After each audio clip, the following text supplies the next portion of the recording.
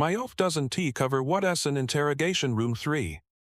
They teach you at the academy that the law is absolute, but the most important rule in this precinct isn't in any manual. You do not, under any circumstances, use Interrogation Room 3. We broke that rule 12 hours ago with a man whose only crime was standing on a street corner. The official incident report will cite a power surge and faulty wiring, but that doesn't explain why Officer Flores is now under psychiatric evaluation for trying to claw her own memories out. The department issues every officer a standard procedure manual upon graduation. It's a thick, vinyl-bound brick of a book, 312 pages of codified common sense and legal boilerplate. It covers everything from the correct way to document evidence in a domestic dispute to the approved escalation of force continuum. We drill it, we memorize it, and we are tested on it until the section numbers are burned into our brains. The manual is the Bible of the job, the foundation upon which order is supposedly built. It's also dangerously incomplete. The real rules, the ones that keep you alive, aren't written down. You learn them in the hushed tones of a squad car at 3 in the morning, passed down from a training officer whose eyes have seen too much. You learn not to answer a call that comes over the radio as pure static, even if dispatch insists they sent you an address. You learn to leave an extra uniform in your locker, clean and pressed, just in case something out on a call decides it wants to wear your face for a while. These are the protocols of survival, etched into the precinct's institutional memory by incidents that can't be filed under any known penal code. Of all these unwritten regulations, there is one that is absolute, a commandment held more sacred than any departmental directive. It is the first and last thing a rookie learns from any veteran who gives a damn about their longevity. The rule is simple: we have 3 interrogation rooms, but we only use 2. Interrogation Room 3, the one at the far end of the hall with the reinforced door and the camera that inexplicably shorts out every other Tuesday, is not to be entered. It is not to be used for interviews, for storage, for a quiet place to finish paperwork. You do not touch the handle, you do not look through the wire mesh window, and if you hear something from inside, you walk away faster and you file a report about faulty ventilation. The room does not exist. That was the law, until a kid named Flores and a man who was waiting for us on Sycamore Street made us forget it. The call came over the radio at 03:17 a.m., a low-priority dispatch for a suspicious person. The address was 415 Sycamore Street, a lane of identical 2-story homes and manicured lawns deep in the city's quiet suburban sprawl. Officer Maria Flores was at the wheel of 2 Adam 14, her hands resting lightly at 10 and 2. Beside her, Sergeant Jake Miller, her training officer, made a note in his logbook, the scratch of his pen the only sound besides the car's engine and the dispatcher's monotone. Probably just a kid who missed his curfew or Mr. Henderson sleepwalking again, Miller said without looking up. Keep it slow. No lights, no siren. No need to wake the whole neighborhood. Flores nodded, easing her foot off the accelerator. She was 6 months out of the academy, still navigating the chasm between textbook procedure and the messy reality of the streets. Calls like this were the bread and butter of the graveyard shift, uneventful, routine, a way to mark the passage of time until the sun came up. Sycamore Street was bathed in the sickly orange glow of sodium vapor lamps. A thick dew had settled on the grass, glittering on the hoods of parked cars. The air was cool and still.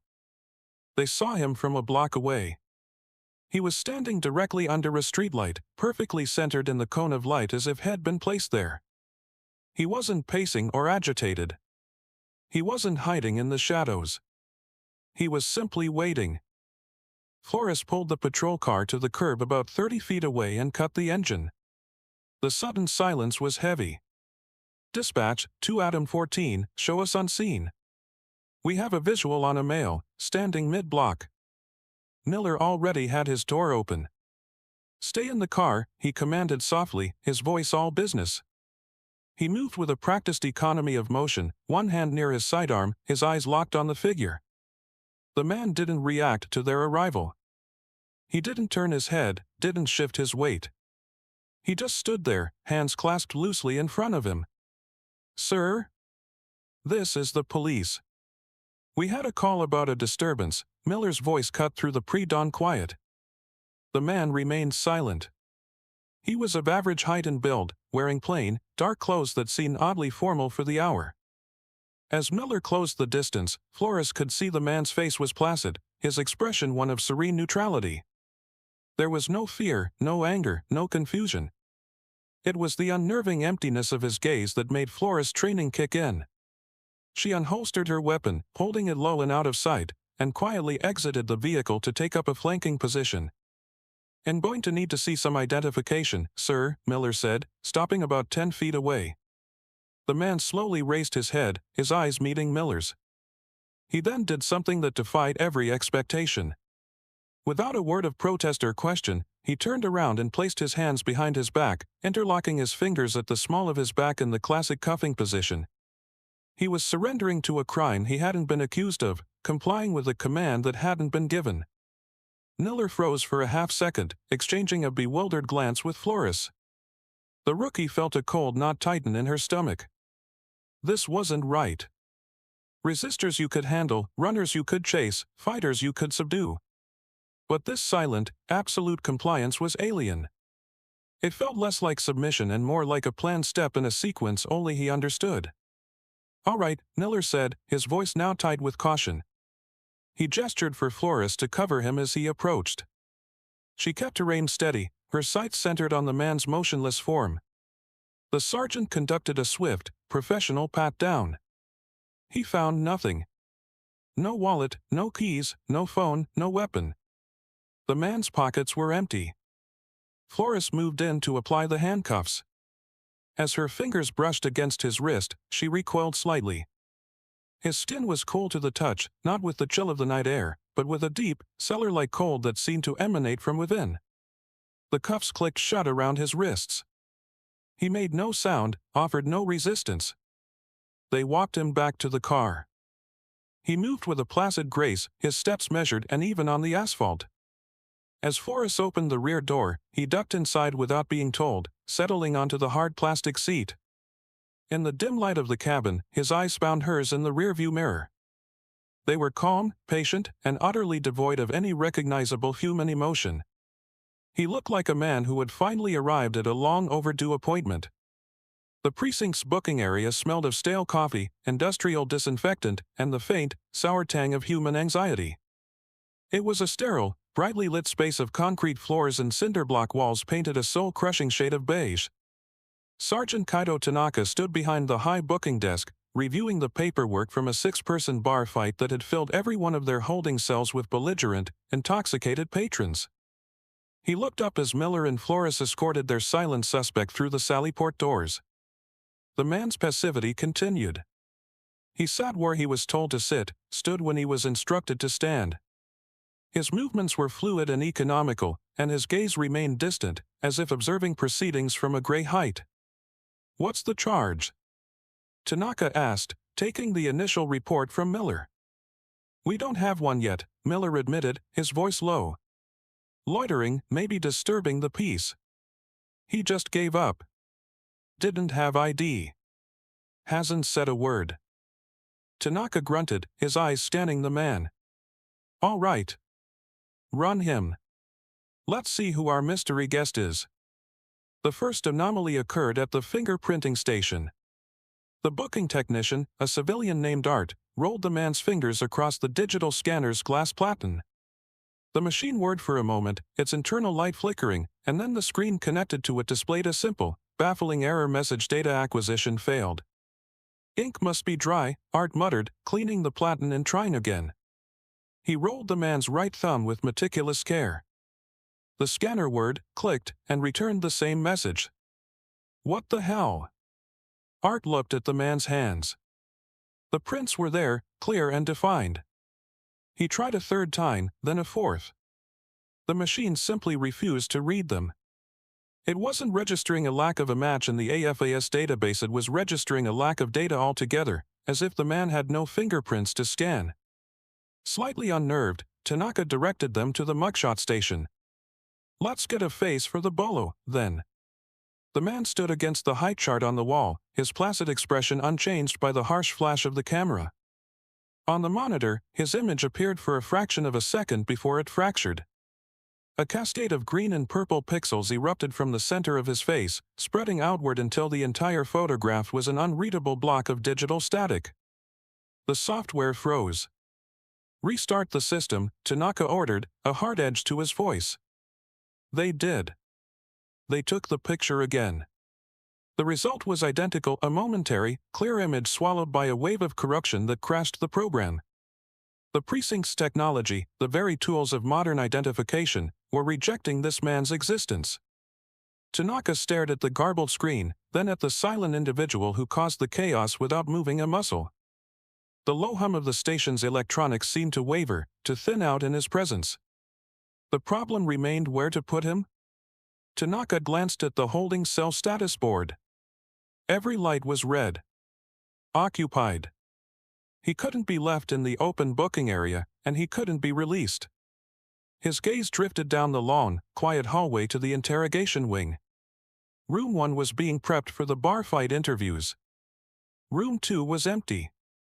And at the far end was the third door, the one with the small, faded number 3 stenciled on it. The one with the heavy-duty lock that hadn't been turned in years. Tanaka knew the stories. He knew the role. Every officer in the building did. But he was the shift sergeant, and the logistics of the here and now were his responsibility. He had an unidentifiable suspect and nowhere to secure him. Procedure demanded containment. The manual had a flowchart for this, and it didn't include a box for superstition. "Miller," Tanaka said, his voice flat, resolute. "Take him to Interrogation 3. Secure him in there until we figure out what we're dealing with." Miller's head snapped around, his eyes wide with disbelief. Flores, standing nearby, visibly paled. A silent, inviolable line was about to be crossed. For a moment, nobody moved. Then, the weight of a direct order from a superior officer settled in the room. Miller gave a curt, reluctant nod. They escorted the man down the hallway. As they reached the final door, he stopped, turning his head slightly as if reading the faded number. Then he stepped inside without prompting.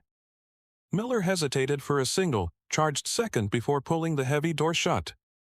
The sound of the bolt sliding home was a deep, metallic thud that echoed back down the hall, seeming to suck the very warmth from the air around it. An hour passed. From the observation room, Sergeant Tanaka watched the monitor. The camera feed from Interrogation Room 3 was surprisingly clear, displaying a grainy, high-angle view of the small, bare space. The man sat in the steel chair bolted to the floor, his cuffed hands resting on the table before him. He hadn't moved. He hadn't spoken. He simply sat, observing the scuffed tabletop with the placid focus of a monk in meditation. "It's her collar, she should take the first pass," Tanaka said, his voice flat. He was speaking to Sergeant Miller, who stood beside him, arms crossed, his gaze fixed on the screen with an unease that mirrored Tanaka's own. Standard questions. Name, address, what he was doing on Sycamore. See if we can get a baseline. Miller nodded grimly. "She's ready. But Kato, something about this whole setup feels wrong." "Everything about it is wrong," Tanaka corrected him. "But we follow procedure until procedure fails. Send her in." Officer Maria Flores entered the interrogation room with a file folder in her hand and a carefully constructed mask of professional neutrality on her face. She closed the door behind her, the sound a dull click in the silent room. She sat opposite the suspect, placed the folder on the table, and opened it to a blank notepad. "I am Officer Flores," she began, her voice steady and clear. "I'm going to be asking you a few questions. First, can you please state your name for the record?" The man did not respond. He slowly lifted his head, his empty eyes meeting hers. There was no defiance in his silence, no anger. It was a silence that was absolute, a void that seemed to absorb the sound of her voice. Flores cleared her throat, refusing to be rattled. "Sir, you were detained at 0317 this morning. We need to know who you are and why you were there. Can you tell me your name?" Again, nothing. He just watched her, his expression unchanging. Flores continued, working her way through the procedural script, her questions meeting the same wall of profound silence. In the observation room, Tanaka felt a muscle in his jaw begin to twitch.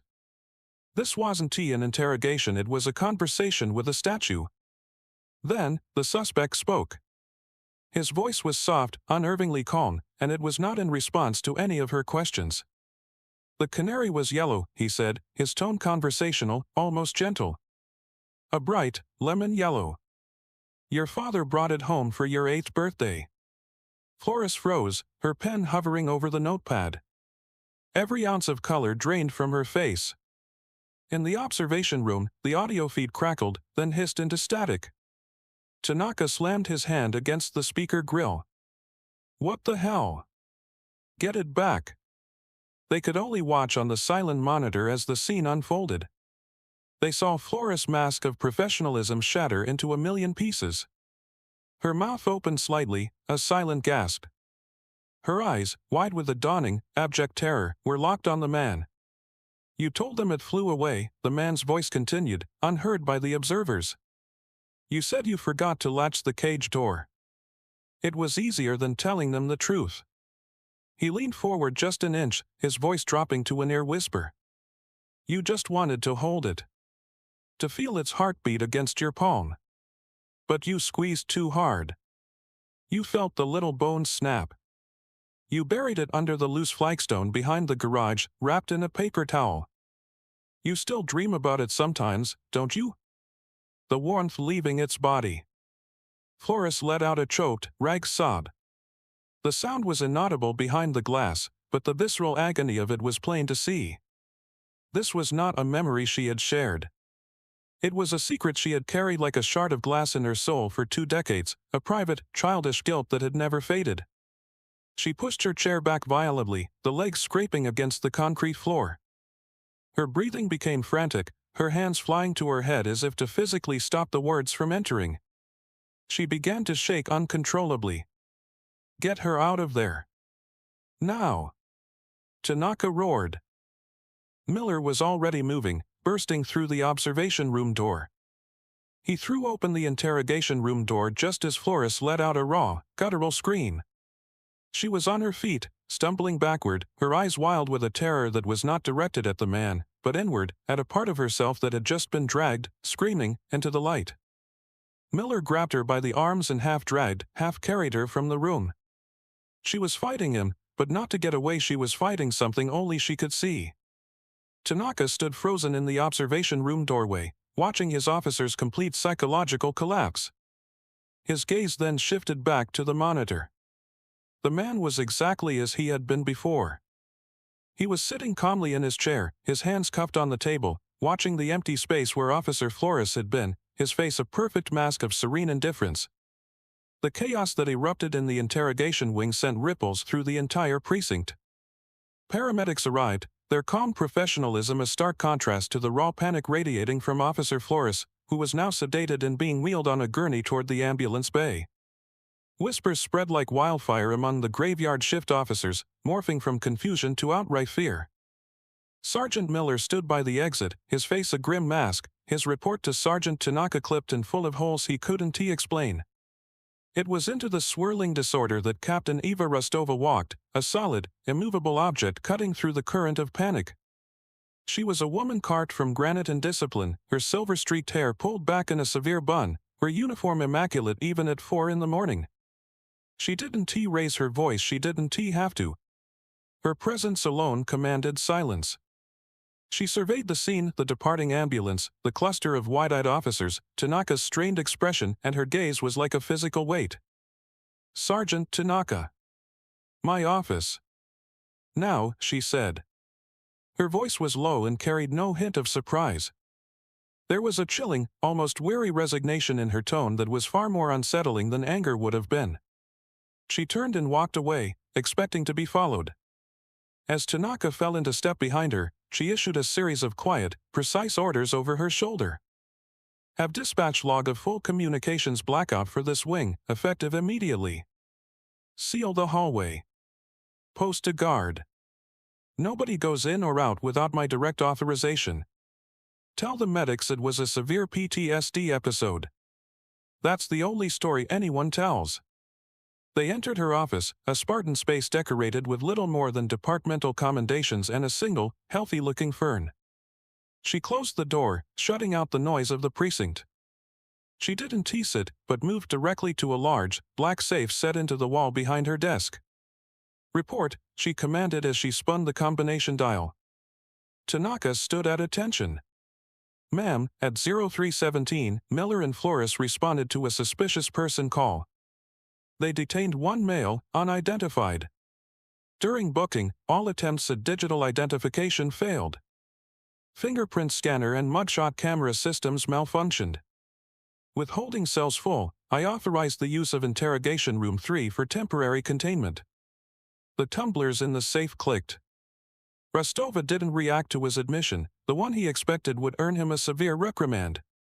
Flores conducted the initial interview, Tanaka continued, his voice tight. The suspect was non-responsive until he spoke. "We lost audio, but Flores suffered a complete psychological breakdown. She mentioned a canary." The heavy safe door swung open. Rostova reached inside, bypassing neat stacks of files and a service weapon case. Her hand found a large, black, 3-ring binder. It was utterly devoid of markings, its vinyl cover worn smooth with age. She pulled it out and placed it on her desk with a heavy, definitive thud. "It knows," she said, not as a question, but as a statement of fact. She looked directly at Tanaka, her eyes holding an ancient, deep-seated exhaustion. "It always knows their secrets. The small ones that fester." She tapped the cover of the unmarked book. "This event, Sergeant, has a protocol. A contingency. It's been activated 3 times in the last 50 years. You just initiated the 4th. She opened the binder. The first page was a simple, typewritten title: Rostova Contingency Eyes Only Directive 734. "What we have in that room is not a suspect," Captain Rostova stated, her voice dropping to a near whisper. "It is a recurring problem. And our job is no longer to investigate a crime. Our job is containment." The first sign of systemic failure began where all order in the precinct originates and dissolves: the dispatch center. It started not with a screen, but with a whisper of electricity where none should be. Elena Petrova, the night shift supervisor, noticed at first a faint carrier wave ghosting a tactical channel that was supposed to be silent.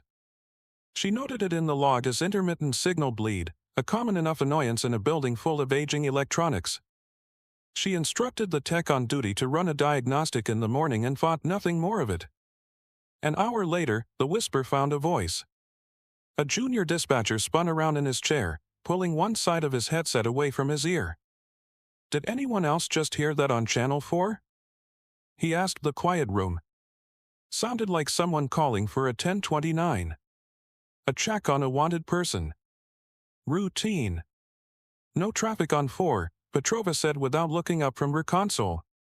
Probably picking up skip from another county. Recalibrate your squelch."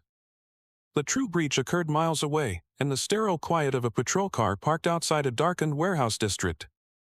Sergeant David Chen was finishing his report on a false alarm when his radio hissed. At 1T, the usual burst of static between transmissions, it was a lone, drawn-out exhalation of sound, like a sigh made of static. Then, a voice, impossibly clear and familiar, cut through the noise. "Davy, you seeing this? Sun's not even up and they're already at it." Chen's hands clenched on the steering wheel. He would have known that voice anywhere. It was the gravelly, smoke-cured baritone of his first partner, Marcus Thorne, who had taken a bullet meant for Chen 6 years ago. The phrase was their old gallows humor greeting at the start of a shift. It was a piece of his history, a memory locked away with guilt and grief, and it was now being broadcast over a secure channel. He fumbled for his radio mic. "Dispatch, this is 3 King 40, repeat last transmission?" Petrova's voice came back, crisp and professional. 3 King 40, channel is clear. We have no traffic logged for you." Chen felt ice crawl up his spine. He keyed the mic again. "Dispatch, be advised, I just had an unauthorized transmission on this channel." Voice identified as he couldn't say it. He couldn't file a report claiming had just heard a ghost. As an unknown male. Back at the precinct, Petrova logged his call with a frown. 1 anomaly was interference. 2 was a coincidence. But as Chen's report came in, the junior dispatcher was frantically signaling to her, pointing at his screen. The audio logs were showing phantom spikes on multiple channels, millisecond-long bursts of sound that the system registered but didn't record. Then the dam broke. A panicked voice from a patrol unit on the east side shouted over the main channel. "Dispatch, I've got a 1018. Officer requesting assistance. I can hear her but she's not on the roster." In the background, a faint, distorted female voice could be heard pleading. Older officers in the room froze, recognizing the distinct, panicked cadence of Officer Sarah Jenkins, killed in an ambush in 1998. The dispatch center devolved into controlled chaos. The main frequency became a horrifying cacophony. Underneath the official calls for order, whispers slithered through the speakers, fragments of final words, phantom requests for backup from call signs retired for decades, the calm voice of a beloved sergeant who had died by his own hand, reading out a list of street names. It was a séance conducted over the city's emergency infrastructure. Fear, raw and potent, began to saturate the air. The communication grid, the central nervous system of law enforcement, was having a seizure, and it was broadcasting the voices of their dead. While the dispatch center wrestled with ghosts on the airways, a more tangible rot was setting in down the sealed interrogation wing. The officer posted at the temporary barricade, a young patrolman named O'Connell, was the first to report it. He called Sergeant Tanaka on a hard line, his voice tight with a nervous chill. "Sarge, you need to see this. The lights are out down here." Tanaka found the hallway plunged into a dim, uncertain twilight. The long fluorescent fixtures that normally flooded the corridor with sterile white light were dead. Only the emergency lights, spaced far apart, cast pools of sickly red glow on the linoleum floor. But it wasn't the darkness that was most alarming. It was the cold. The rest of the precinct was kept at a steady, climate-controlled temperature.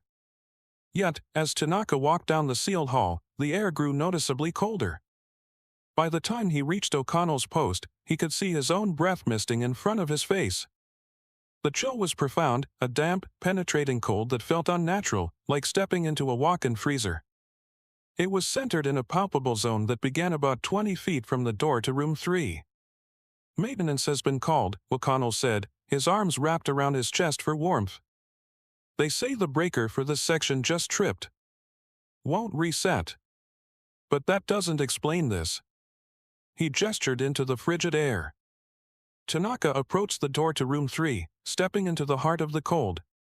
It was so intense it made his teeth ache. The metal of the door was slick with a thin layer of condensation, impossibly cold to the touch. He peered through the small, wire-reinforced window. It was made of thick, frosted glass, designed to obscure details while allowing observers to see basic shapes and movements within. The room inside was dark, but not completely.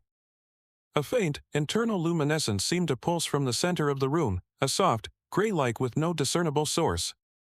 And in that light, shadows moved. Tanaka's training screamed at him that it was a trick of the light, a reflection, his own shadow cast against the frosted pane. But he wasn't moving. He stood perfectly still, yet the shapes on the other side of the glass danced and writhed. There wasn't one shadow. There were several, their forms indistinct and fluid. They overlapped and merged, separating and reforming in a silent, ceaseless ballet. One moment they looked like tall, gaunt figures pacing, the next like a swirling vortex of smoke. They were the wrong size, the wrong shape, and there were far too many of them for a room containing a single, seated man. His radio crackled. It was the precinct's head of maintenance, a grizzled old-timer named Sal. "Sergeant, Sal here. You down in the interrogation wing?" "Affirmative." "What's your status?" "That's the thing," Sal's voice was laced with confusion. "The whole panel is shot. Looks like it's been flash frozen. Ice forming on the relays. But that's not why I'm calling. My guy, Mike, he was down there trying to trace the fault line a few minutes ago. He's up here now, spooked as all hell. Swears he saw people in that last room. Said it looked like a crowd in there, all pressing up against the glass." Tanaka stared at the swirling silhouettes, a cold dread seeping into his bones that had nothing to do with the temperature. The thing in the room was not alone. Or perhaps, it was never just one thing to begin with. The physical laws of the precinct were beginning to fray at the edges, and the epicenter was the heavy steel door that stood before him, weeping condensation in the dark. Captain Rostova made the call at dawn. The official story was holding, but Flores' catatonic state demanded a more plausible explanation than a simple PTSD episode. An outside opinion was needed for the paperwork, a professional assessment to lend credence to the fiction they were building. That professional was Dr. Ben Carter, the department's on-call psychologist, a man whose career was built on imposing the neat, orderly framework of the DSM-5 onto the chaos of human trauma. Dr. Carter arrived looking crisp and unruffled in a tweed jacket, carrying a leather briefcase. He exuded an air of calm, academic authority. Rostova and Tanaka briefed him in her office, carefully omitting the supernatural elements. They painted a picture of a John Doe who was completely non-communicative and whose presence had triggered a severe psychological break in a rookie officer. Could be a case of extreme passive resistance designed to psychologically destabilize, Carter offered, making notes on a legal pad. Or perhaps Officer Flores has an unrecognized trauma that this individual's demeanor inadvertently triggered. He'll need to conduct a preliminary evaluation of the suspect to make a determination. That won't be possible in a standard interview room, Dr. Rostova said, her tone leaving no room for argument. He's been disruptive. He's secured. You'll have to evaluate him where he is. They led him to the sealed corridor. The palpable cold had not dissipated. If anything, it had intensified, clinging to the walls and floor. Dr. Carter paused at the edge of the chill, his professional composure faltering for the first time as he buttoned his jacket. "Faulty HVAC?" he asked, a slight tremor in his voice. "Something like that," Tanaka replied stonily. They stood before the frosted door of room 3. The shadows within were still, coalesced into a single, man-shaped silhouette in the center of the room. Carter took a deep, steadying breath, the psychologist reasserting control over the man. "All right. It'll just be a few minutes. I need to establish a baseline and assess his mental state." With a nod from Rostova, an officer unbolted the door. Carter stepped inside, his briefcase held in front of him like a shield. The door was pulled shut, but not locked, behind him. Rostova and Tanaka watched through the small, distorted window, their view limited to indistinct shapes. They saw Carter's silhouette move to the table, saw him sit opposite the other figure. For the first minute, nothing seemed to happen. The two shapes sat motionless. Then, the seated figure of the suspect leaned forward. They couldn't hear what was said, but they saw the effect. Dr. Carter's silhouette recoiled as if struck. He shot to his feet, his form a rigid posture of shock. He stumbled backward, his shape bumping against the far wall. The door flew open. Carter staggered out into the hallway, his face the color of ash. His eyes were wide with a terror that dwarfed what they had seen in Flores. It was a primal, intellectual horror, the look of a man whose entire understanding of reality had been irrevocably shattered. He was trembling violently, his hand clutching his chest as he gasped for air. He stared at Tanaka, at Rostova, but his focus was 1,000 yards away, still locked on what he had seen inside that room. His face, Carter stammered, his voice a ragged whisper. "Did you see his face?" "We have the booking photo attempt," Tanaka said cautiously. "It was corrupted." Carter shook his head, a frantic, desperate motion. "No. You don't understand. He doesn't have one." He pointed a trembling finger back at the open door. "That thing in there, it has no features. It's a blank. A smooth, seamless canvas. But when you look at it when it knows you're looking, it becomes what you expect to see." He fumbled for his briefcase, his hands shaking so badly he could barely work the latches. He pulled out his notepad and a pen, and with a scrawling, almost illegible hand, he wrote a single line on the top page. He tore it out and thrust it at Captain Rostova. "That's my report," he choked out. "That's my official, medical opinion." He turned and fled down the hallway, leaving the paper fluttering in Rostova's hand. She and Tanaka looked down at the note. 7 words were scrawled across the page, the ink bleeding from the pressure of the pen. It wears a face to be seen.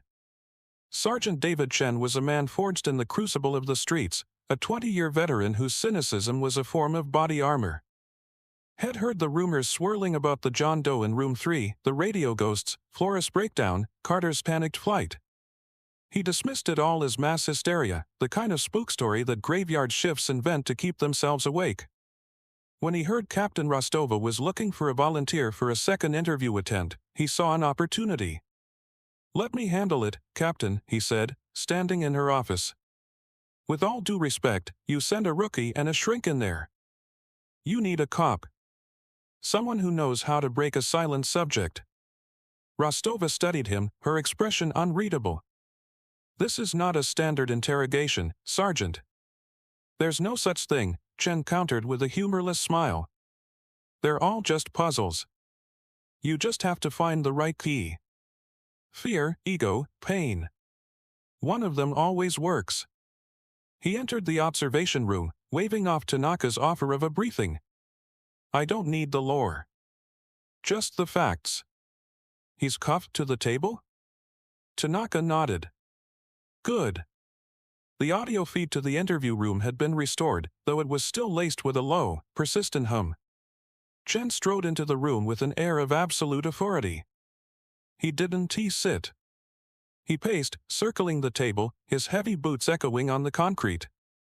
He radiated aggressive impatience, a classic interrogation tactic designed to unsettle. The figure at the table remained perfectly still, its blank face a placid oval in the dim light. To Chen, it looked like an ordinary man, perhaps of indeterminate age and ethnicity, but a man nonetheless. "All right, let's cut the crap," Chen began, his voice a low growl. "Your silent treatment act is over. You are going to start talking, you are going to tell me who you are, or I am going to make your stay here exceptionally unpleasant. Do you understand me?" The figure remained silent, its head slightly bowed. Chen slammed a hand down on the steel table. The sound was like a gunshot in the small room. "I am not asking you again. Name. Now." The suspect slowly raised its head. When it spoke, its voice was the same calm, neutral tone it had used with Flores, yet the words it chose were honed to a razorous edge. "The official review board cleared you," it said, its gaze unwavering. "They ruled it a justifiable shooting. Sergeant Chen acted in accordance with departmental policy when faced with a credible threat." That was the concluding line of the Internal Affairs report, wasn't it? Chen stopped pacing.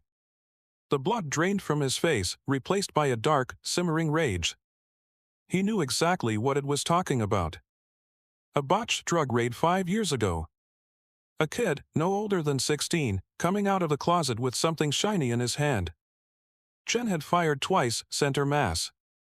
The shiny object turned out to be a silver-plated video game controller. The report was sealed, Chen hissed, his voice dropping to a dangerous whisper. "Yes, it was," the entity agreed.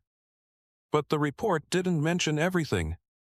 It didn't mention that the kid's hands were up when you fired the second time. It didn't mention that you saw what was in his hand a split second before you pulled the trigger again, but you did it anyway because your adrenaline was up and you'd already committed. It certainly didn't mention the lie you told your partner, Marcus, that night, claiming the kid lunged at you. Every word was a hammer blow, striking at the one secret Chen had buried under years of hardened cynicism. This wasn't a guess. This wasn't a psychological trick. This was a recitation of the truth he had never even admitted to himself. In the observation room, Tanaka and Rostova exchanged a horrified glance.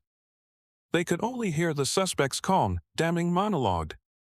"Shut up," Chen snarled, his hand inching toward his sidearm. "You have justified it to yourself 1,000 times, the voice continued, relentless. He was a criminal. He made his choice. It was him or you. But you and I both know the truth, David. You were scared.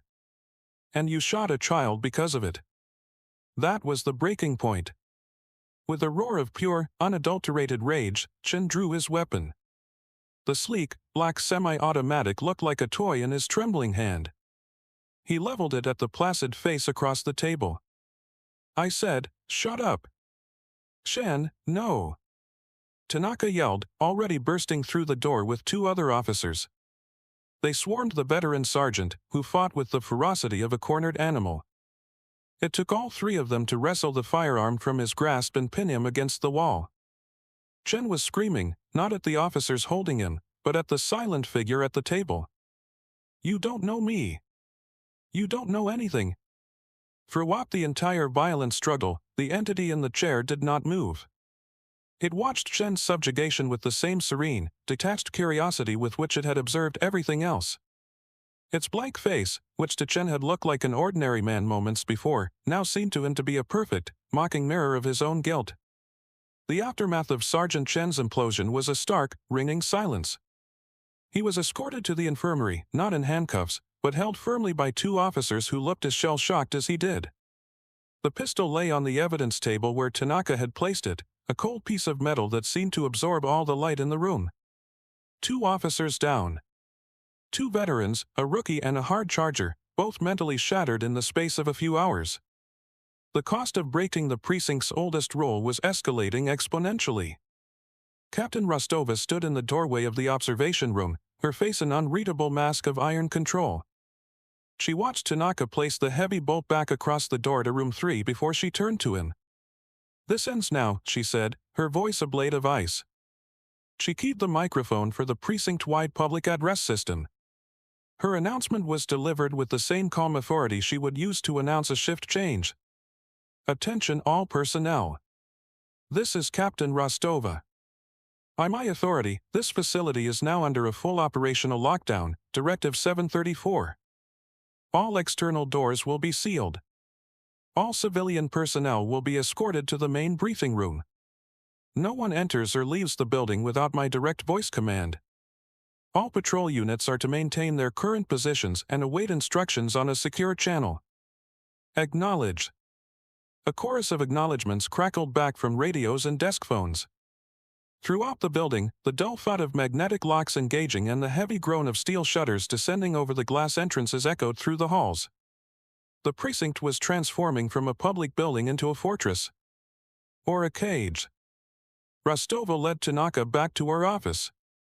The black binder was still open on her desk. She gestured for him to close the door. "What was in that report about Chen?" Tanaka asked, his voice strained. "The IA file on the shooting. Could he have gotten the details from there?" "The details our guest used were never in any file," Rostova stated flatly, tapping a page in the binder. "They existed only in Sergeant Chen's memory. Just like the canary existed only in Officer Flores. Do you see the pattern, Sergeant?" Tanaka stared at the page. It Juan T.A. reported was a series of hand-drawn diagrams and notes from a previous incident dated 1982. "It's feeding," he said, the realization dawning on him with a cold horror. "Precisely," Rostova confirmed. "It is a parasite, but not a biological one. It subsists on psychic energy. Specifically, the energy generated by secrets. The deeper the secret, the more potent the guilt, the more nourishing the meal. Flores gave it an appetizer. Chen served it a main course." She turned the page. It showed a crude map of the precinct. "We brought it into a building filled with armed professionals, every one of whom is conditioned to conceal their trauma, to bury their mistakes, to live with the ghosts of their worst days. We didn't put it in a holding cell, Sergeant. We put it in a pantry. The voices on the radio, the cold, the shadows, that's not the entity trying to scare us. That's runoff. It's a predator getting fat and sloppy, dripping its influence all over the floor as it digests." The cold, procedural language cut through the supernatural horror, framing it as a tactical problem. It was a language Tanaka understood. "Our mission is no longer identification or prosecution," Rostova continued, her eyes locking onto his. "That man, that thing, is not a John Doe. It is a contamination. Our sole objective now is containment. We cut off its food supply. We isolate it. We wait for it to starve." She closed the black binder with a final, heavy clap. "The buffet is closed." The lockdown transformed the precinct into an island, a concrete and steel vessel adrift in the pre-dawn city. Officers moved with a tense, newfound purpose, securing sectors, checking seals, their movements sharp and economical. The initial fear was being slowly replaced by the familiar discipline of a tactical situation. They had a perimeter. They had an objective. Containment. But the enemy was already inside the wire. The power grid failed without warning. There was no flicker, no gradual dimming of the lights. One moment, the building was humming with the steady thrum of electricity. The next, it was plunged into absolute, suffocating darkness. The silence that followed was a physical blow, a sudden absence of the ambient noise they had all taken for granted, the buzz of fluorescent ballasts, the whir of computer fans, the hum of the ventilation system. A collective intake of breath seemed to pass through the entire station. Then, a second later, the emergency systems kicked in. Red lights mounted high on the walls flickered to life, bathing the corridors in a hellish, intermittent glow. The backup generator for the server room sputtered, coughed, and died with a final, defeated groan. Every screen went black. The magnetic locks on the doors went dead, leaving them secured only by manual bolts. They were technologically blind. Captain Rostova's voice, now coming from a battery-powered bullhorn, cut through the initial disorientation. All units, hold positions. Report status by runner if necessary. This is a containment failure. Repeat, a containment failure. The whispers started almost immediately. Before, they had been confined to the radios, a technological haunting mediated by wires and receivers. Now, they were in the air itself. They weren't loud. They were soft, insidious, seeming to come from the dark corners of every room, from the far end of every long, red-lit hallway. They were intimate, personal. An officer standing guard by the armory heard his wife's voice, her tone full of the same disappointment she'd used last night when had missed their anniversary dinner for a double shift.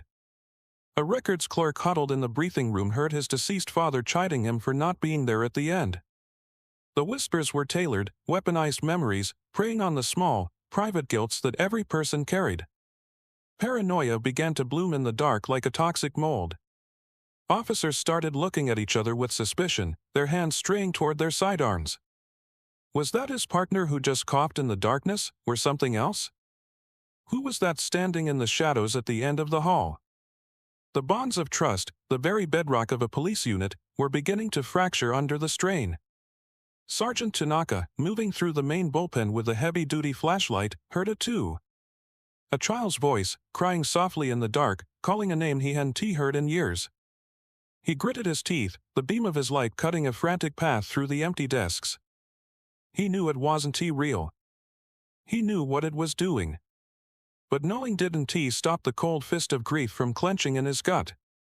The entity had severed their connection to the outside world, plunged them into darkness, and then turned the building itself into a psychological echo chamber. It was no longer just feeding. It had taken control of the hunting ground. The whispers were no longer just runoff, they were tendrils, sent out into the dark to find new fears, new secrets, new sources of nourishment. The fortress had become its larder. Captain Rostova and Sergeant Tanaka made their way to the barricade at the entrance of the interrogation wing. The palpable cold that had once been concentrated there was gone, the air now holding the same stale, humid stillness as the rest of the powerless building. The two officers they found guarding the hall stood with their backs pressed against the wall, weapons drawn, their flashlight beams darting nervously into the oppressive darkness. "Report," Rostova commanded, her voice steady despite the bullhorn. The whispers, "Captain," they stopped, one of the officers replied, his voice a strained whisper. "About 2 minutes ago." Everything just went quiet. The silence was, in its own way, more terrifying than the cacophony it had replaced.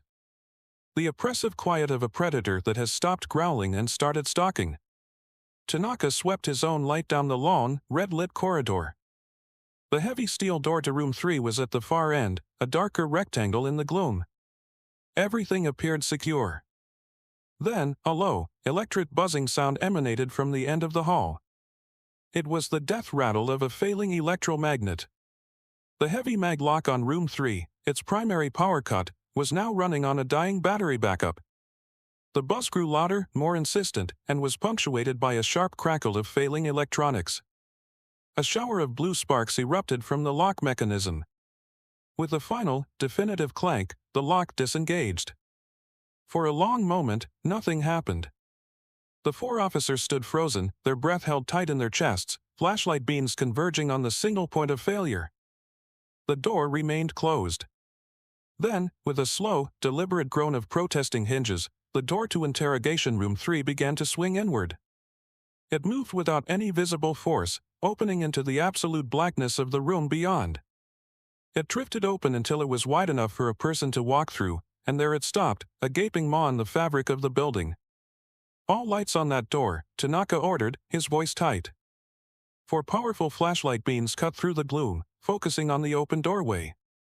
They illuminated the interior, revealing the small, bare room. The steel table. The two chairs, one slightly askew from Chan's struggle. The scuffed concrete floor. The room was empty. The chair to which the entity had been cuffed was vacant. The handcuffs themselves lay on the floor beneath it, not broken, not picked, but open, as if they had simply been asked to release their hold. There was no sign of forced entry or escape. The prisoner was simply gone. A new wave of whispers suddenly flooded the hallway, but these were different. They were louder, more confident. They weren't echoes of the past anymore, they were taunts in the present. The sound seemed to come from all directions at once, a swirling, disorienting vortex of malice. A wave of nauseating vertigo washed over the officers as the very geometry of the hallway seemed to twist around them. "Containment has failed," Rostova stated, her voice grimly calm over the bullhorn. The statement was not for them and was a broadcast to the rest of the terrified officers huddled in the darkness of the precinct. "The asset is mobile. Repeat, the asset is out." The roles had been irrevocably reversed. They were no longer the guards watching a prisoner. They were now the ones locked inside a cage with a predator that knew every one of their names, every one of their fears, and every one of their secrets. The hunt had begun. There is no tactical manual for hunting a phantasm in your own headquarters. Training prepares you for active shooters, for bomb threats, for riots. It does not prepare you for an enemy that can weaponize your own memories. In the chaotic aftermath of the escape, Sergeant Tanaka knew that a large-scale sweep was impossible. It would only spread panic and create more targets. The entity thrived on fear, and a building full of terrified, armed cops was a recipe for a blue-on-blue catastrophe. He needed a small, tight unit. A fire team. He chose them carefully, not for their marksmanship or their physical strength, but for their perceived resilience. There was Officer Miller, Flores' training officer, now driven by a grim determination to see this through. There was Elena Petrova, the dispatch supervisor, whose calm under the initial radio assault had been nothing short of heroic. And finally, there was Sal, the old maintenance chief, who knew the building's guts, the crawl spaces, the service tunnels, the forgotten corners, better than anyone. "We are not hunting a person," Tanaka breathed them in the red glow of the armory, their faces grim masks of shadow and light.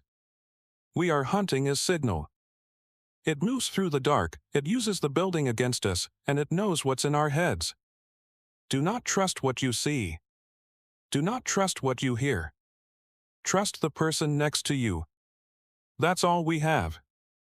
Their hunt began in the bullpen, a sprawling space of cubicles and desks that had become a disorienting maze in the dark. They moved in a diamond formation, flashlight beams cutting cones of white through the oppressive red gloom. The air was thick with the low, predatory hum, the sound of the building itself seeming to watch them. The entity's first move was subtle. As they passed the records annex, a single desk lamp flickered on, illuminating a photograph pinned to a corkboard. It was a picture of Miller's daughter, smiling on her first day of school. At the same moment, the whisper of a little girl's voice echoed from deep within the darkened file room. "Daddy?" "I'm scared." Miller froze, his flashlight beam wavering. "Hannah?" "Jake, no," Tanaka's voice was a sharp command. "It's not real. It's a trick." He put a hand on Miller's shoulder, a solid, grounding presence. Miller flinched but held his ground, his knuckles white where he gripped his shotgun. They pressed on, moving toward the evidence locker. The entity grew bolder. Down a long corridor, a television in a break room suddenly switched on, playing a news report on a loop. It was the report from the night of the ambush that killed Officer Sarah Jenkins, Petrova's academy classmate. Petrova's breath hitched, but she marched forward, her gaze fixed straight ahead, refusing to look at the screen. The psychological warfare was relentless. The smell of Sal's late wife's perfume in the stairwell. The distorted sound of Tanaka's own father's disappointed voice coming from a dead desk phone. Each attack was a precision strike, designed to isolate and break them. The most insidious trick came in the locker room. As they swept the area, they saw a figure at the far end of the aisle, a police officer, his back to them. He was tall, powerfully built, his shoulders slumped in exhaustion. He turned slowly, and Miller let out a choked gasp. The figure wore the face of Sergeant David Chen. "Dave?" Miller called out, taking a step forward. "Hold," Tanaka commanded, raising his sidearm. "That's not him." "What did you do to me?" The Chen figure asked, its voice a perfect imitation, yet hollow, devoid of life. "You let it happen. You all just watched." It raised a hand, and in it was a glint of metal, Chen's service weapon. The team raised their own weapons, a dozen flashlight beams converging on the figure. But as the light hit it, its form began to shimmer and distort, the face of Chen melting like wax to reveal the blank, featureless visage beneath. It wasn't an illusion, it was a projection, a skin of memory draped over a core of nothingness. The figure dissolved into a swirl of shadow and was gone, leaving only the echo of its accusation hanging in the air. They hadn't just seen the entity, they had seen what it did. It didn't just mimic. It absorbed. The confrontation in the locker room left them shaken, the air thick with the residue of their collective fears. As they regrouped in the relative safety of a barricaded stairwell, a thought began to crystallize in Sergeant Tanaka's mind. It was a pattern, a tactical signature. The entity didn't attack randomly. It was drawn to specific emotional frequencies like a shark to blood in the water. Flores' secret shame, Chen's buried guilt, Miller's paternal fear. It was a gourmand, seeking out the most potent, aged vintages of human misery. "It's drawn to the strongest source," Tanaka said, his voice low and certain in the cramped, dark space. "We're running around, and it's picking us off one by one, tasting our fears. We need to centralize the target. Give it something it can't resist." "You mean bait?" Miller asked, his face grim. "Who the hell volunteers for that?" Before anyone could answer, Tanaka was already moving. "The evidence locker," he said over his shoulder. "It's the most secure room in the building besides the cells. A reinforced steel box. Sal, you can seal it from the outside?" The old maintenance chief nodded. "Good. Everyone else, fall back to the main briefing room. Barricade the doors." "That's an order." He didn't wait for arguments. He moved with a singular, chilling purpose. The evidence locker was a place of ghosts, a steel mausoleum where the physical remnants of 1,000 tragedies were catalogued and stored. The air inside was cold and smelled of dust and seal plastic. Tanaka walked to the center of the room, his flashlight beam playing over shelves stacked high with bags of narcotics, murder weapons in clear boxes, and the personal effects of the dead. It was a repository of pain, a library of loss. He turned off his flashlight, plunging the room into absolute blackness. He stood in the silence, waiting, listening to the frantic beat of his own heart. He didn't have to wait long. A faint, gray luminescence began to coalesce in the far corner of the room. The entity was here. It had followed the scent. "You want a secret?" Tanaka's voice was a ragged whisper in the dark, directed at the forming shape. "You want guilt? I've got one for you. The 5-star, Grand Cru, top-shelf vintage." The light intensified, the shape beginning to resolve into the familiar, blank-faced silhouette. It remained near the door, observing him with its unnerving stillness. "My first partner," Tanaka began, the words tasting like rust in his mouth. "His name was Robert Anderson. A good man. Taught me everything. 18 months out of the academy, we answer a silent alarm at a jewelry store. It's late, raining. Standard BE. He paused, the memory unspooling in his mind with perfect, terrible clarity. The entity seemed to lean forward, drawn in by the narrative, by the raw emotion coloring his voice. We made entry. The place was dark. Rob took the lead. I was on his six, covering the rear. We were moving slow, professional. Then I heard a noise. A scuff, a footstep, from a side office. Standard procedure is to hold, call it out, wait for the suspect to reveal himself. But I was young. Full of piss and vinegar. I thought I could be the hero. The silhouette took a step forward. I broke formation, Tanaka confessed, his voice cracking. Didn't he say a word to Rob? I moved on the office, weapon raised, ready to make the color of a lifetime. The suspect came out, just as I was rounding the corner. He had a gun. He saw me, I saw him. We both fired. He had to force the next words out. My shot went wide. Hit a display case. His didn't he? It went right past my ear and hit Rob Anderson in the throat. He never saw it coming. He was still covering the main floor, trusting his rookie partner to be watching his back. He drowned in his own blood on that floor because I broke protocol. Because I had to be the hero. He was openly weeping now, the confession a torrent of pain held back for 15 years. The official story was that we were ambushed. The suspect fired first, and Rob was caught in the crossfire. I let them believe it. I let his wife believe it. I let his kids believe it. I built a career on the foundation of that lie. So you want guilt? You want a secret? There it is. Now come and get it, you son of a bitch. He stood in the darkness, exposed, having laid the most painful part of his soul bare. The gray light of the entity flared, becoming almost blindingly bright.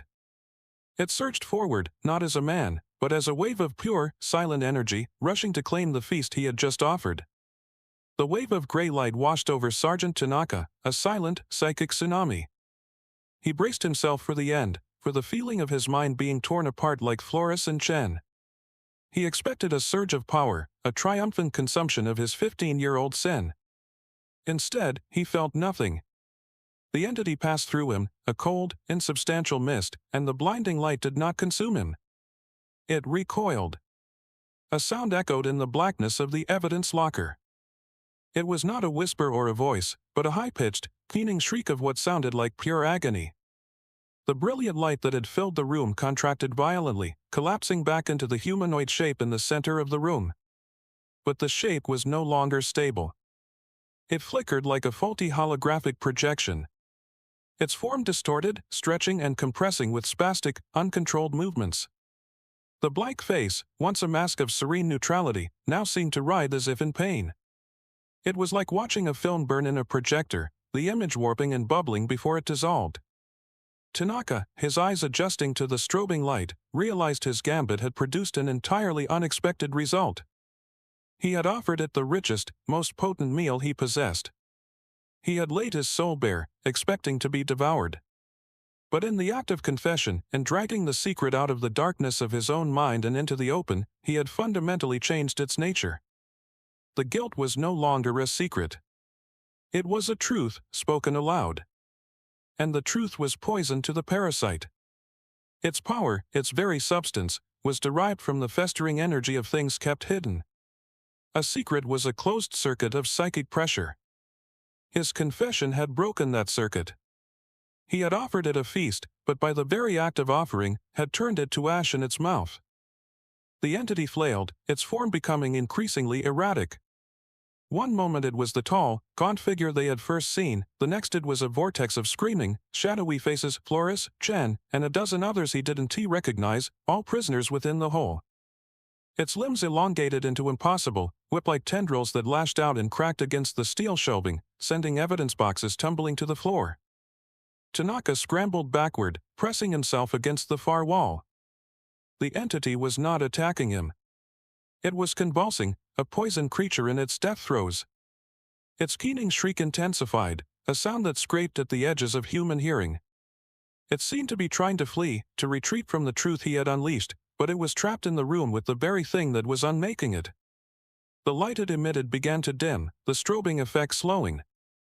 Its form lost cohesion, the solid silhouette dissolving into a cloud of agitated, smoke-like particles. The violent thrashing subsided into a weak, pathetic twitching. It was starving. The whispers throughout the precinct, the environmental decay, the projections, all of it had been powered by the stolen energy of secrets. Now, its primary fuel source had been rendered inert, and its reserves were burning out at a catastrophic rate. Tanaka watched, his grief and fear now mixed with a dawning, tactical understanding. He had found the weapon. It wasn't a bullet or a cage. It was absolution. It was the one thing in a building full of hardened cops that the creature could never have anticipated. The keening shriek of the entity had become a beacon. As its power waned, the oppressive, disorienting psychic static throughout the precinct cleared. The remaining officers, barricaded in the briefing room, heard the entity's death throes not as a whisper in their minds, but as a physical, high-frequency sound echoing from the direction of the evidence locker. It was a clear signal. The hunter was wounded. Captain Rostova was the first to act. She emerged from the command office not with a weapon, but with an object from the black binder, a heavy, metallic cylinder about the size of a fire extinguisher, covered in dials and what looked like tuning forks. It was a piece of equipment that belonged more in a 1950s science fiction film than a modern police station. "It's weakened," she announced to the assembled officers, her voice cutting through their fear. Tanaka drew its fire. "Now we push it back. Miller, with me. The rest of you, hold this position. We are going to hurt it." They found Tanaka at the entrance to the evidence locker. He was exhausted, emotionally drained, but his eyes held a new, hard-won clarity. He saw the device in Rostova's hands. Contingency plan? From the 82 incident, Rostova confirmed, twisting a dial on the cylinder. A low, guttural hum began to emanate from the device, a subsonic frequency that vibrated deep in their bones. They called it a sonic resonator. It disrupts non-corporeal forms. According to these notes, it's extremely painful for the target. It should make it want to run. The plan was brutally simple.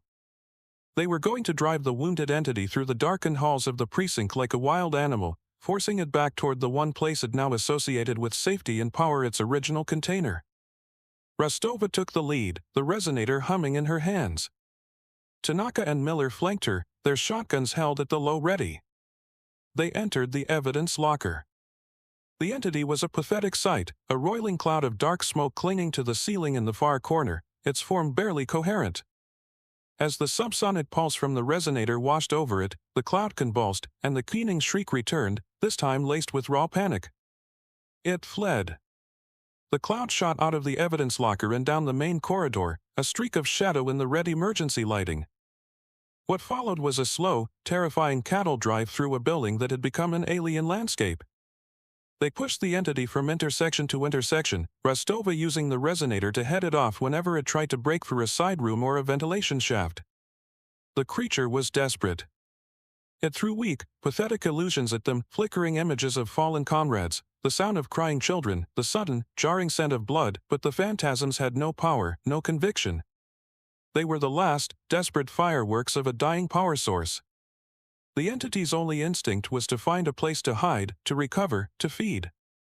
As they drove it closer to the interrogation wing, its movements became less frantic, more directed. It sensed the familiar, residual energy of the room where its power had been at its peak. It was running for home. It streamed down the final hallway and poured itself through the open doorway of room 3. "Now!" Rostova yelled. Sal, the maintenance chief, who had been waiting with a heavy crowbar, slammed the reinforced steel door shut. The sound was a deafening boom of finality. As the door closed, Miller and another officer threw their weight against it while Sal engaged a series of heavy, industrial deadbolts that hadn't been used in decades. Each turn of the key was a percussive, metallic chunk, a sound that hammered another nail into the coffin. With the final bolt thrown, Rostova deactivated the resonator. The deep hum ceased, and a profound silence fell over the hallway. For the first time in hours, the air felt clean. The oppressive weight was gone. The whispers were silent. Tanaka leaned against the wall, the adrenaline finally leading in. He looked at the sealed door, at the scratches and dents from incidents long past. They hadn't destroyed it. They hadn't arrested it. They had just managed, through luck and sacrifice, to force the genie back into its bottle. The sun was rising, casting long, pale fingers of light through the grimy windows of the precinct. The return of the light felt less like a new day and more like the end of a long, feverish night. With the entity contained, its influence receded like a tide. The power flickered back on, one bank of fluorescent lights at a time. The hum of the building as systems returned, a comforting, mundane sound that was almost musical. Shortly after dawn, they arrived. They didn't come in marked cars or uniforms. A single, windowless black van pulled into the Sally Port. For individuals, 2 men and 2 women stepped out. They wore simple black coveralls, devoid of any insignia. They moved with a quiet, unnerving efficiency, and their faces were blank, professional masks. Captain Rostova met them alone, handing over the black binder. No words were exchanged. The transfer of authority was absolute and silent. This team, the specialists, as the old contingency file called them, brought in a large, cube-shaped container made of some dull, non-reflective alloy. They wheeled it down the interrogation wing to room 3. Kaido Tanaka watched from a distance as they worked. They didn't open the door. They affixed a device to the outer wall, and after a moment of intense, localized vibration, they simply removed the perfect, square section of the concrete wall itself, revealing the darkened interior. A complex-looking apparatus was extended into the room, and minutes later, retracted. The wall section was replaced, the seams sealed with a compound that hardened almost instantly, leaving no trace of their entry. The cube was wheeled back to the van, loaded, and driven away. The entire operation took less than 20 minutes. The problem was no longer theirs. The official story was a masterpiece of bureaucratic fiction, drafted by Rostova herself. The city's incident report would speak of a minor earthquake that damaged a nearby gas main, causing a slow, odorless leak into the precinct's ventilation system. The resulting low-level hypoxia, combined with the stress of the power outage, induced a state of shared delusion and mass hysteria among the night shift personnel. Officer Flores and Sergeant Chen were commended for their professionalism before being placed on extended medical leave for stress-related exhaustion. The communications failure was attributed to the power surge. Every anomaly was explained away with plausible, boring, technical jargon. It was a lie, but it was a lie the world could understand. It was a story that fit neatly into the pages of the procedural manual. Days later, Sergeant Kaido Tanaka found himself standing in front of a new class of rookies, his voice hoarse. He had been asked to give a guest lecture on situational awareness. He looked out at their fresh, eager faces, at the crisp new uniforms and the unshakable belief in the black and white clarity of the law. He held up the thick, vinyl-bound manual. "They will tell you that every rule you need to know is in this book," he began, his voice quiet but carrying to the back of the room. "They will tell you that procedure and protocol are the walls that separate order from chaos. And they are not wrong. You will learn this book. You will live by it. You will swear an oath to uphold the laws it represents." He tossed the heavy book onto the lectern with a thud. "But your oath doesn't cover everything. It doesn't cover what you will see in the eyes of a man who has lost everything. It doesn't cover the things that whisper to you on a lonely stretch of highway at 3 a.m. And it sure as hell doesn't cover what we sometimes find waiting for us in the dark." He looked from one face to the next, his gaze lingering, letting the weight of his words settle. "There are other rules. Unwritten ones. You'll learn them from the old-timers, if you're smart enough to listen. But the most important rule is one you have to learn for yourself. When the official story doesn't make sense, when the manual has no answers, the only thing you have left is the truth. Your truth. The things you carry, the mistakes you've made, the secrets you keep. And in the moments that matter, you will find that facing them is the only procedure that can save you, and the only shield that truly protects your partners." He paused, the memory of a dark evidence locker and a lifetime of guilt laid bare still fresh in his mind. "Your oath is to the law. your duty is to the public. But your survival that depends on your courage to face what's inside yourself. Don't ever forget that. In the end, the most terrifying monsters aren't the ones that break down doors, but the ones we lock up inside ourselves. The official report will always cite faulty wiring or a gas leak, a convenient fiction to file away the darkness. But it will never explain why the only way to fight a creature that fed on secrets was to offer it the one truth you'd rather die than speak aloud. These are the accounts that never make it into the official record, the ones we preserve here at Keeper of the Dark Logs. If you believe these stories need to be told, subscribe and share your thoughts below. If you were in Sergeant Tanaka's position, facing a threat that fed on secrets, could you have confessed your deepest, most guarded failure to save your team? Stay safe out there, and watch your six. We'll return with another log soon, because you have to wonder what kind of facility is built to hold a collection of things like the one they took from room 3.